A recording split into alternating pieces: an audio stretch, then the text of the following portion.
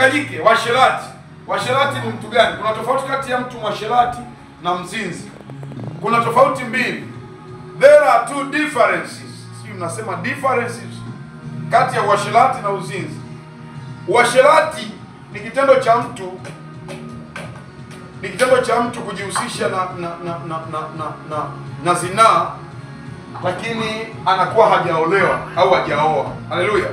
Kwa mfano nyewe masingo unakuwa na wanaume watembea nao, manake ni mwasherati. Mzinzi ni mtu anayejihusisha pia hivyo, lakini yuko ndani ya ndoa. Sasa leo watu wengi wanachanganya dhambi ya uzinzi. Sasa unaenda kumhubiria kijana mdogo kama hivi, tunamwambia dhambi ya uzinzi kati hajaolewa. Ule ni uasherati. Ila sema tu kwa ujumla watu tumekuzoea kusema nini? Uzinzi. Haleluya. Amina. Kwa washerati ni watu ambao hawapo ndani ya ndoa, wazinzi ni watu walioko ndani ya ndoa. Kwamba hawataurithi nini? Ufalme wa Mungu. Waabudu sanamu, wafilaji wala walawiti.